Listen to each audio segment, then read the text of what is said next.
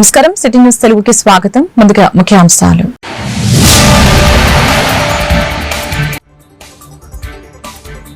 Swarnandhra vision పై CM Chandrababu సమీక్ష. December 12న ప్రజల సమక్షంలో విజన్ డాక్యుమెంట్ ఆవిష్కరిస్తున్నట్లు ముఖ్యమంత్రి ప్రకటన.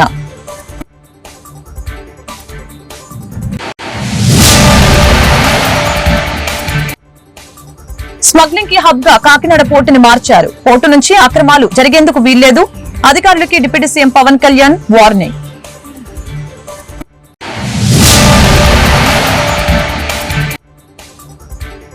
రాష్ట్రంలో రైతుల పరిస్థితి దారుణంగా ఉంది. ధాన్యం కొనుగోలును గాలికి వదిలివేసిన కూటమి ప్రభుత్వం. మాజీ మంత్రి కారుమూరి నాగేశ్వరరావు ఆరోపణ.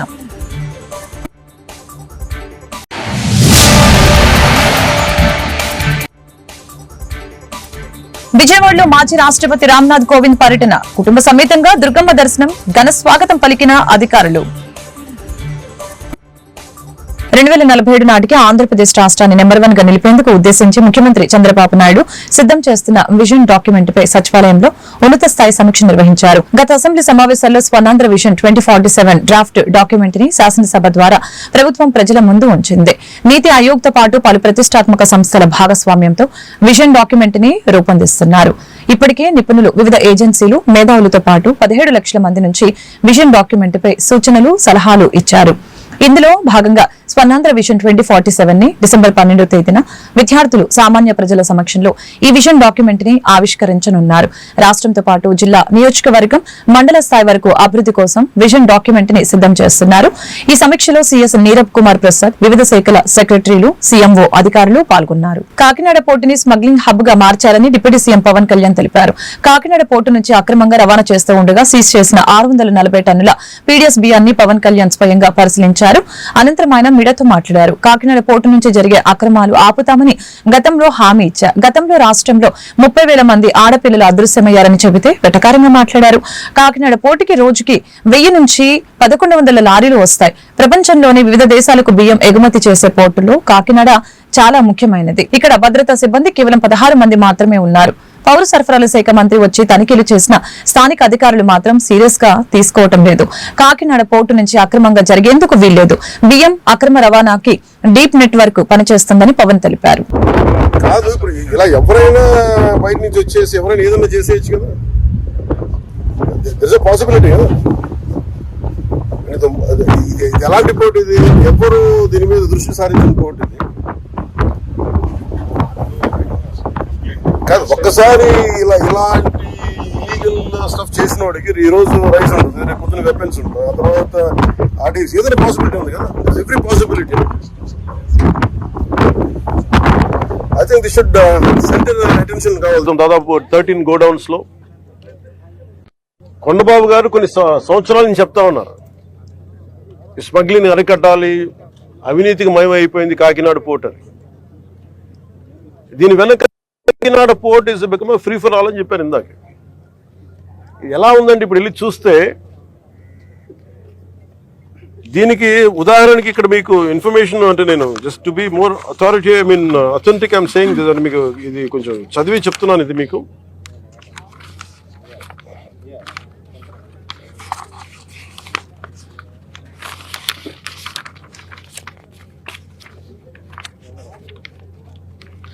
కాకినాడ పోర్టుకి రోజుకి 1000 నుంచి 1100 లారీలు వస్తాయి.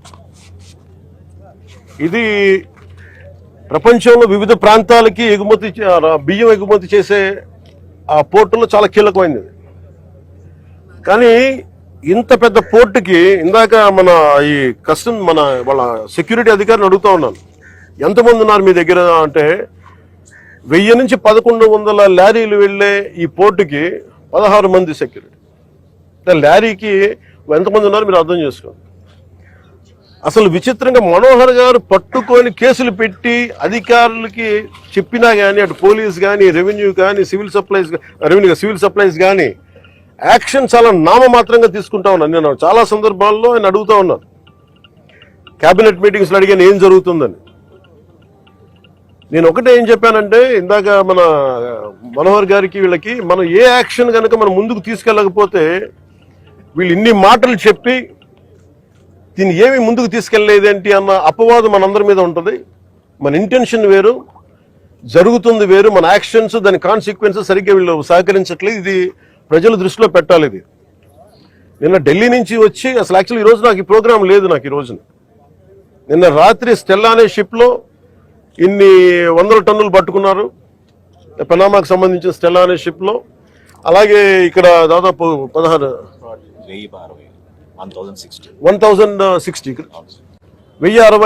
మెట్రిక్ టన్నులు ఇక్కడ పట్టుకున్నారు.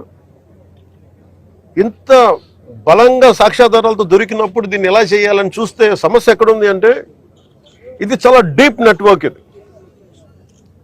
నేను వస్తాను అంటే నిన్న రాత్రి కూడా నాకు చాలా మంది ఫోన్లు చేసి మెసేజ్లు ఏం పెడతారు, మీరు రావద్దు సార్ ఇక్కడికి అంట.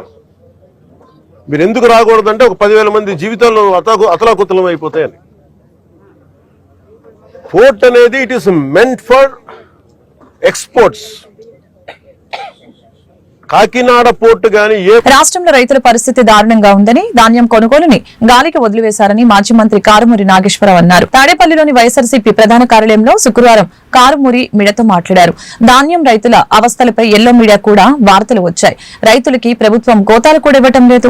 వైఎస్ జగన్ హయాంలో 35 లక్షల మంది రైతుల నుంచి ధాన్యం కొనుగోలు చేసినట్లు తెలిపారు. మధ్యలో దళారుల ప్రమేయమే లేదు. ఇప్పుడు మళ్లీ దళారులు, మిల్లర్లు సిండికేట్ అయి దోచుకుంటున్నారని ఆయన పేర్కొన్నారు.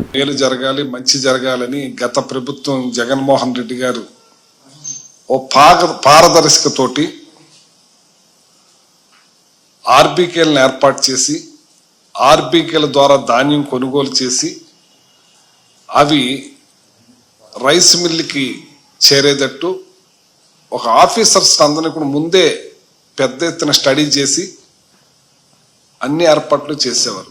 ముందే ముఖ్యమంత్రి గారు మనకి సీజన్ వస్తుందంటే దానికి తగ్గ agriculture and civil supply departments తోటి మీటింగ్ పెట్టి అధికారులకు అందరికీ సూచనలు ఇచ్చి ఏ ఒక్క రైతు కూడా గిట్టుబాటు ధర కోల్పోకూడదు, ధాన్యం సకాలంలో చేరాలి, గన్నీ బ్యాగ్స్కి లోటు లేకుండా ఉండాలి, వెహికల్స్కి ఇబ్బంది లేకుండా ఉండాలి, వెహికల్స్ని ఏర్పాటు చేసి transport charges, gunny charges, labour charges అన్నీ కూడా ప్రభుత్వమే భరించి డైరెక్ట్ రైతు అకౌంట్లో పడేలాగా చేసిన ఘనత గత ప్రభుత్వం జగన్మోహన్ రెడ్డి గారి పరిపాలన.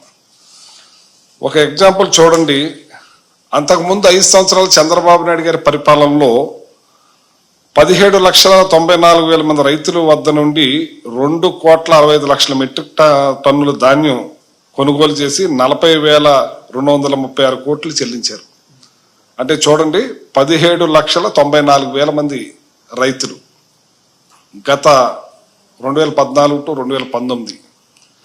అదే మా ప్రభుత్వం గత జగన్మోహన్ రెడ్డి గారి హయాంలో 37,70,000 మంది రైతుల వద్ద నుండి 3,40,25,000 మెట్రిక్ టన్నుల ధాన్యం కొనుగోలు చేసి 65,225 కోట్లు చెల్లించాం. అంటే డబల్. రైతులు కూడా డబల్. ఇప్పుడు రైతులు ఎంత తేడా ఇది మీకు చెప్పుకొస్తున్నానంటే, గత ప్రభుత్వం ఒక పారదర్శకంగా ఈ క్రాప్ని నమోదు చేసి ఆ ఈ క్రాప్ ద్వారా కార్బన్ ఎన్ని ఎకరాలు వేశారు అనేది అన్ని లెక్కలు తీసుకుని ఆ లెక్కల ప్రకారంగా ఇన్ని వేల ఎకరాలు, ఇన్ని కోట్ల ఎకరాలని లెక్కల్లో ఉండి ఇవాళ ఈ క్రాప్ అన్నది లేదు. శ్రీ దుర్గామల్లేశ్వర స్వామి వారి దేవస్థానం విజయవాడ ఈ రోజు గౌరవనీయులైన మాజీ రాష్ట్రపతి రామ్నాథ్ కోవింద్ కుటుంబ సభ్యులతో కలిసి శ్రీ అమ్మవారి దర్శనార్థానికి ఆలయానికి విచ్చేశారు. ఆలయ ఈవో కెఎస్ రామారావు ఆలయ మర్యాదలతో స్వాగతం పలికి అమ్మవారి దర్శన భాగ్యాన్ని కల్పించారు. కార్యక్రమంలో ఈవోతో పాటుగా ఆలయ డిప్యూటీ ఈవో ఎం రత్నరాజు మరియు ఆలయ అధికారులు పాల్గొన్నారు.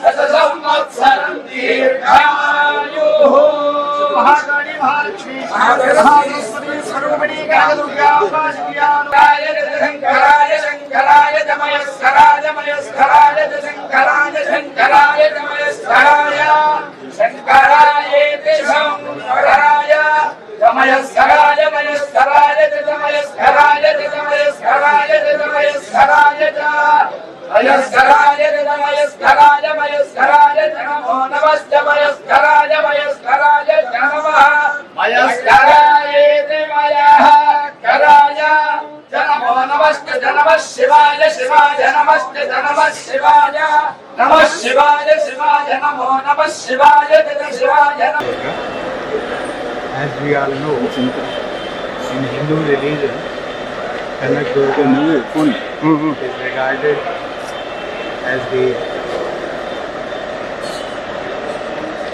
creator of the entire world, entire human race, entire Brahman. And I am happy to say that I have prayed for the well-being of the entire humanity, especially our country, for our people. Tiruvuru నియోజకవర్గ పరిధిలో ఉన్న ఏ కొండూరు మండల కేంద్రంలోని dialysis కేంద్రాన్ని ఎన్టీఆర్ జిల్లా collector doctor Lakshmisha, స్థానిక MLA K Srinivasarao RDO మాధురితో కలిసి సందర్శించారు. కిడ్నీ రోగులకు అందుతున్న వైద్య చికిత్సల్ని కలెక్టర్ స్వయంగా అడిగి తెలుసుకున్నారు. అనక కస్తూర్బా గాంధీ బాలికల పాఠశాలలోని సౌకర్యాలపై విద్యార్థినుల ద్వారా అడిగి తెలుసుకున్నారు. చదువులో ఉన్నతంగా రాణించాలని ఈ సందర్భంగా సూచించారు. పలు సమస్యల్ని చేపట్టవలసిన అభివృద్ధి పనుల గురించి ఎమ్మెల్యే కలెక్టర్ కి వివరించారు.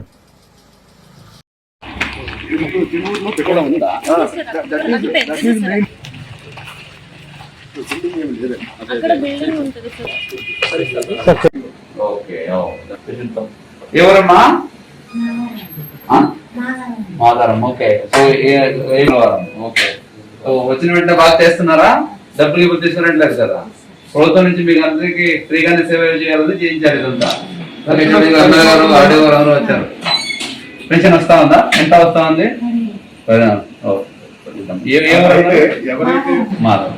ఎవరైతే మెషిన్స్ వాడుతున్నారో డయాలసిస్ కన్నా ముందు రైతులు తీసుకోవాల్సిన అసెంబ్లీ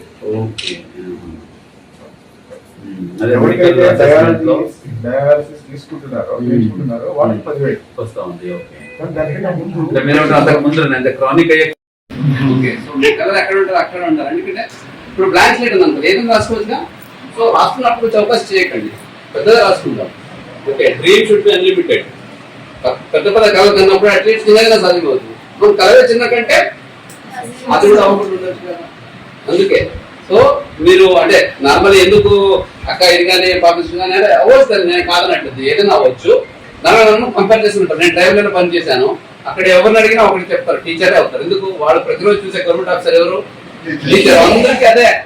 తర్వాత పెడతా ఇంకొకటే పెరిగి పోలీస్ అవుతాం సార్ అంటున్నారు. ఎందుకు పోలీస్ అవుతారు అంటే కానిస్టేబుల్ ఊర్లో అక్కడ ట్రైబల్ ఏరియాలో ఇది చెప్తుంటారు. సో అందు మనం ఏం చూస్తామో అదే అవ్వాలనుకుంటుంటాం. కానీ చూడడం ఇంకా చాలా ఉన్నాయి. అందుకే అవకాశం ఉన్నప్పుడు, మనకు ఆపర్చునిటీ ఉన్నప్పుడు సో ఏదైనా పెద్దగా సాధించడానికి ట్రై చేయాలి. ఓకే. చీఫ్ మినిస్టర్ అవ్వాలి, మీరు ప్రైమ్ మినిస్టర్ అవ్వాలి, ప్రెసిడెంట్స్ అవ్వాలి. ఓకే. ఇప్పుడు అమెరికాలో కూడా సెనేట్స్ మన ఇండియా నుంచి వెళ్ళారు తెలుసా? సో సుందర్ పిచ్చై ఎవరు? మైక్రోసాఫ్ట్ సిఇఓ ఉషా, మన గూగల్స్ లో అక్కడ యుఎస్ లో ఆంధ్రవాడు సత్య నడేలా వీళ్ళందరూ వాళ్ళు ఎలాగయ్యారు? ఓకే. ఇక్కడ ఇలాగే చిన్న స్కూల్ నుంచి వెళ్ళి చదువుకొని వెళ్ళినా కదా, గవర్నమెంట్ స్కూల్ నుంచి వెళ్ళిన వాడు. సో అట్లాగా పెద్ద పెద్ద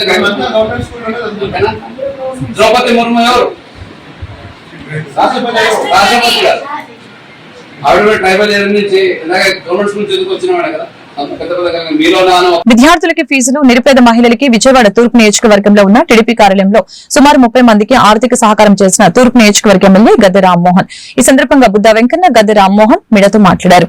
గద్దె రామ్మోహన్ ని తూర్పు నియోజకవర్గ ఎమ్మెల్యే అనేకంటే ప్రజా నాయకుడు అంటే మంచిదని, నియోజకవర్గంలో ఎవరికి ఏ ఆపద వచ్చినా కూడా అందరికంటే ముందుండే వ్యక్తి గద్దె రామ్మోహన్ అని, 25 మంది బాధితులకి సుమారు 10 లక్షలకు పైగా ఇవ్వడం జరిగిందని బుద్ధా వెంకన్న ఈ సందర్భంగా తెలియజేశారు.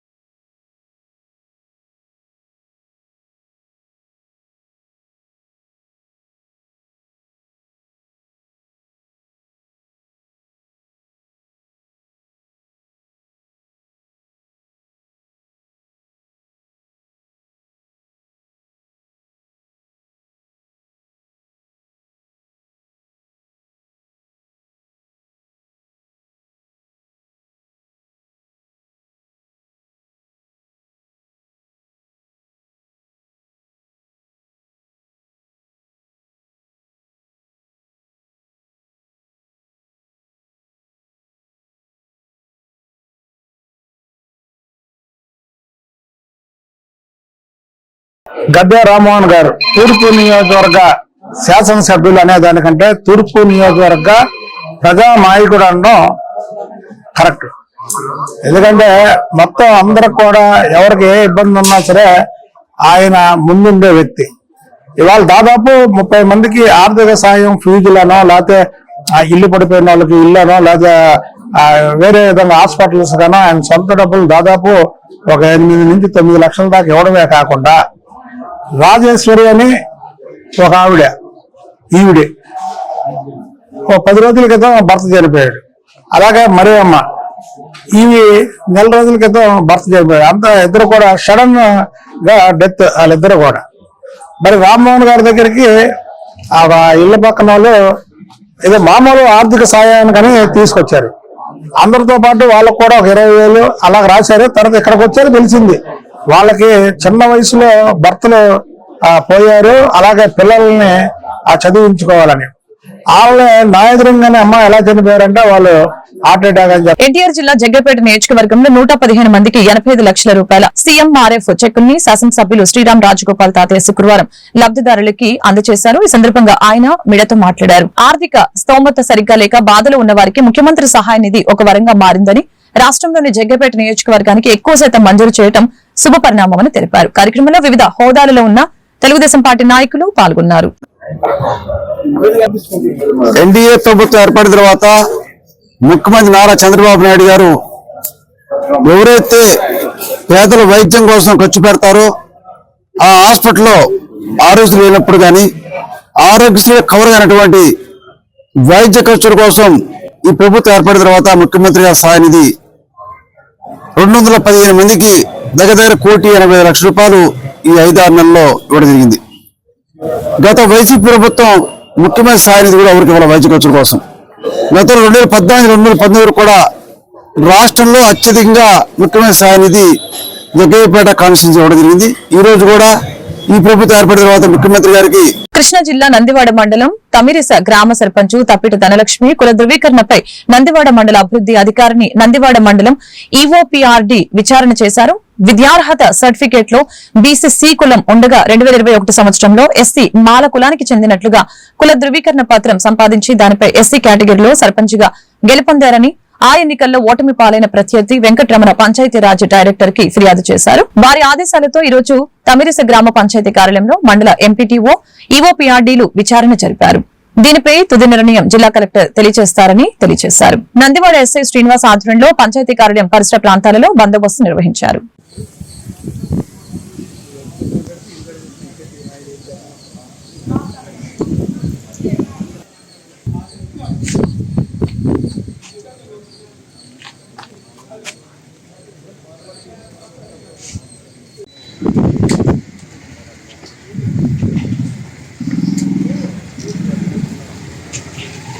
ఈరోజు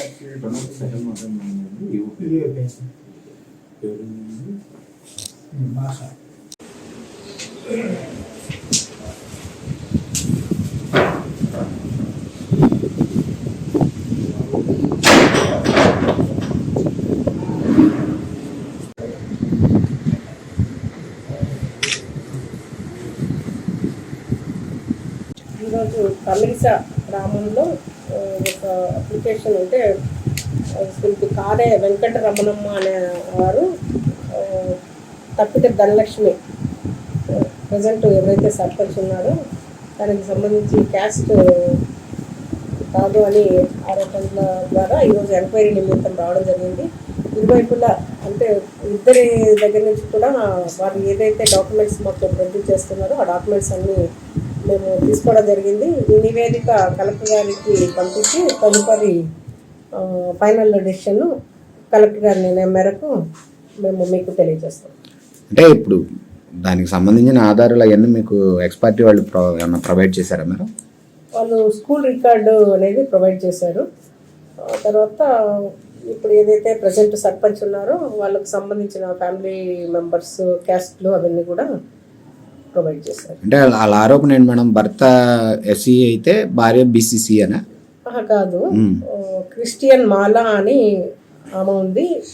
అదే క్రిస్టియన్ మాలా అనేది బీసీసీ కిందకి వస్తుంది. ప్రెసెంట్ ఎస్సీ మాలా అని ప్రెసెంట్ పదవిలో ఉన్నారు అనేది వాళ్ళ ఆరోపణ. ఎన్ని రోజులు పడుతుంది మేడం ఇది కలెక్టర్ గారి దగ్గరికి వెళ్ళి తీసుకెళ్ళి? అంటే మేము అందరికీ నమస్కారం అండి. ఈరోజు 29వ తారీఖున మన తమిరిస గ్రామ పంచాయతీకి ఎంక్వైరీ నిమిత్తం ఎంపీడీఓ గారు, నేను, ఎస్ఐ గారు అంతా మన మండల పరిషత్ ఆఫీస్ స్టాఫ్ రావడం జరిగిందండి. మెయిన్ ఏంటంటే దీనికి ఏంటంటే ఈ కులం నిర్ధారణ దాని గురించి ఒక ఎంక్వైరీ పిటిషన్ వేసుకున్నారు. దాని మీద ఎంక్వైరీ నిమిత్తం రావడం జరిగింది. అదేమో ఎంపీడీఓ గారు మొత్తం వాళ్ళ ఇరు వర్గాల దగ్గర నుండి కన్సెంట్ డాక్యుమెంట్స్ అవి కూడా తీసుకోవడం జరిగింది. ఆ డాక్యుమెంట్స్ బట్టి వెరిఫికేషన్ చేసి తుది నివేదిక కలెక్టర్ గారికి సమర్పిస్తామండి. కృష్ణా జిల్లా పెడన నియోజకవర్గం పెడన మండలం బల్లిపారు గ్రామంలో దేవుని తోటలో పెడన నియోజకవర్గం కాపు సంక్షేమ నిర్మాణ సేన ఆధ్వర్యంలో కాపు నాయకులు సమావేశం నిర్వహించారు. కాపు సంఘ నాయకులు మాట్లాడుతూ పెడన నియోజకవర్గం కాపు సంక్షేమ నిర్మాణ సేన పెడన నియోజకవర్గ స్థాయిలో ఈ నెల 30వ తేదీన జరిగే మొదటి కాపు కార్తీక వన సమారాధన కార్యక్రమాన్ని విజయవంతం చేయాలని నియోజకవర్గ కాపు సంఘం నాయకులు తెలియజేశారు.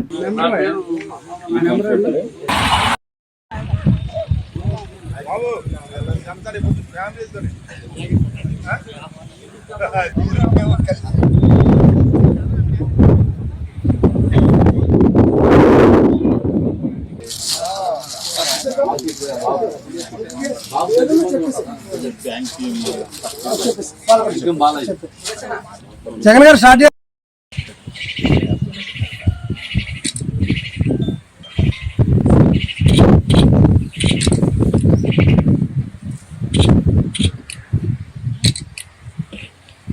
నిర్వహించడానికి ముఖ్య ఉద్దేశం రేపు అనగా 30/11/2024 శనివారం రోజున పెడన నియోజకవర్గం కాపు పెద్దలందరూ ఎంతో ప్రతిష్టాత్మకంగా నిర్వహిస్తున్న కాపు కార్తీక వన సమారాధనకి పెడన నియోజకవర్గం 4 మండలాల నుండి టౌన్ నుండి పెద్ద ఎత్తున కాపు సోదరిమణులు ప్రతి ఒక్కరూ విచ్చేసి మన కుటుంబ సభ్యులు మన కుల బంధువులందరూ ఒక తాటి మీదకి వస్తున్న ఈ శుభతరుణాన్ని మీరందరూ వచ్చి ఆస్వాదించి ఏదైతే ఈ కమిటీ నిర్వహిస్తున్న కమ్మని భోజనాన్ని మీరు ఆరగించి మన కాపు ఐక్యతని కార్తీక వన సమారాధన కార్యక్రమం నిర్వహించాలని నిర్ణయించుకుని ఈ ప్రోగ్రాం టేకప్ చేయడం జరిగింది. రేపు అనగా 30వ తారీఖు ఉదయం 10 గంటల నుంచి బలిపరు గ్రామంలో ఉన్నటువంటి ఈ దేవుని తోట అనే ఈ సైట్లో ఈ కార్యక్రమం నిర్వహించడానికి ఏర్పాట్లు చేస్తున్నాం.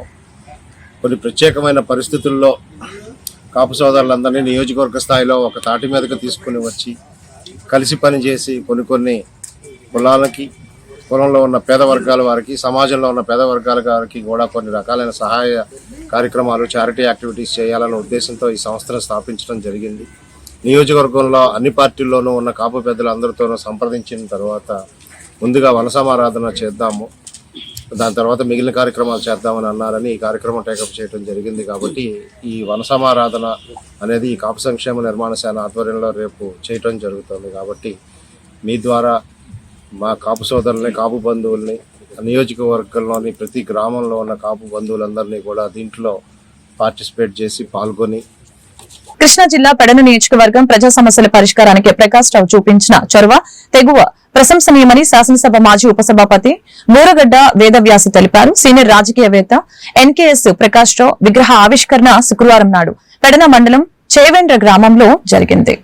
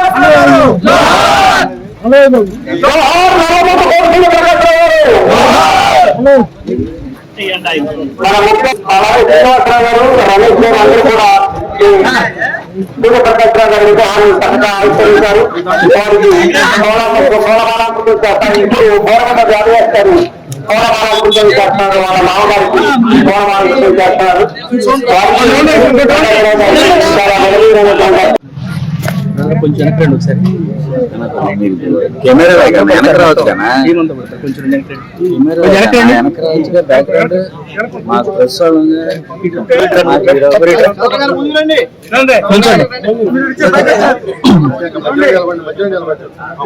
వస్తుందా మొత్తం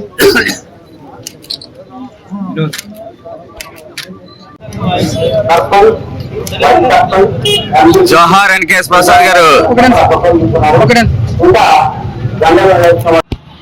అనుభవం ఇంట్లో చేస్తే ఆయనే ఈ నేను చెప్పిన దానికి ఆపోజిట్ గా చెప్పాలో కూడా ఆయనే.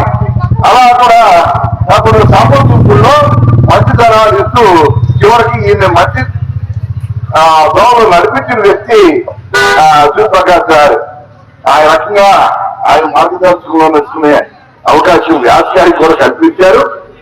ఈ కార్యక్రమానికి ప్రత్యేకంగా వ్యాస్ గారు రమ్మని చెప్పారు. అలాగే వాళ్ళ అబ్బాయిలు కూడా ఫోన్ చేసినప్పుడు తప్పకుండా వస్తానని చెప్పేసి ఆయన యొక్క అభిమానంతో ఒకసారి ఆయన దినప్పుడు కూడా వచ్చి వెళ్ళాను.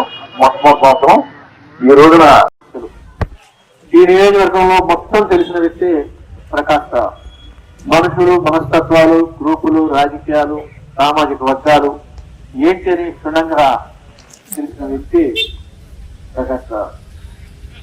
ఆయన ఇందాక శ్రీకుమారు వెంకటేశ్వర చెప్పినట్టు ప్రభుత్వ నాకు ఏదన్నా ప్రాబ్లం ఎక్కడ వస్తే నేను ఇన్నాళ్ళు ఏమంటాను ప్రకాష్ రావుని ప్రశ్న ఆయనే దానికి కింద పడు మీద పడు సాల్వ్ చేసుకుని వచ్చి నాకు చెప్పేవాడు ఇలా చేద్దాం ఇలా చేద్దాం.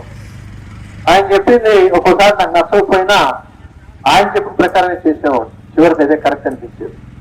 ఆ విధంగా సమస్యని పరిష్కరించడంలో మనుషుల మనస్తత్వాలు తెలుసుకుని వాళ్ళని కన్విన్స్ చేయడంలో ప్రకాష్ రావు. ఆ విధంగా నాకు 89 నుంచి కూడా నేను ఎమ్మెల్యే అయినప్పుడు మరి ఆవిడ ఎంపీపీగా ఉండటం, జనంలో మండల ఆఫీస్ చిన్న ఇంట్లో పెంచులో ఉండేవాళ్ళు. అక్కడే కూర్చుని ఒకసారి మాకు అప్పుడు చాలా సమస్యలు ఉండేవి.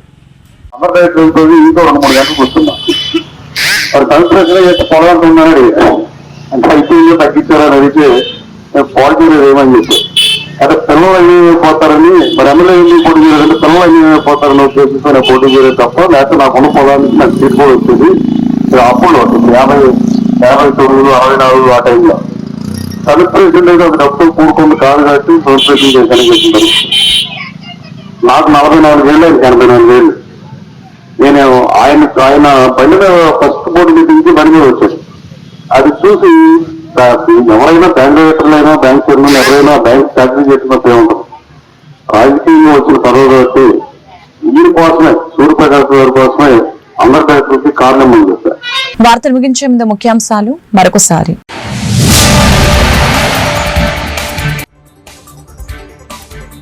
స్వర్ణాంధ్ర విజన్ పై సీఎం చంద్రబాబు సమీక్ష. డిసెంబర్ 12న ప్రజల సమక్షంలో విజన్ డాక్యుమెంట్ ఆవిష్కరిస్తున్నట్లు ముఖ్యమంత్రి ప్రకటన.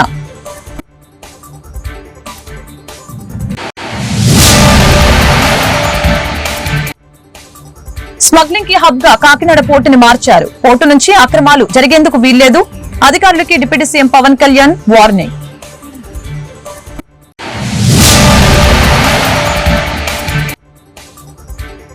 రాష్ట్రంలో రైతుల పరిస్థితి దారుణంగా ఉంది. ధాన్యం కొనుగోలును గాలికి వదిలివేసిన కూటమి ప్రభుత్వం. మాజీ మంత్రి కారుమూరి నాగేశ్వరరావు ఆరోపణ.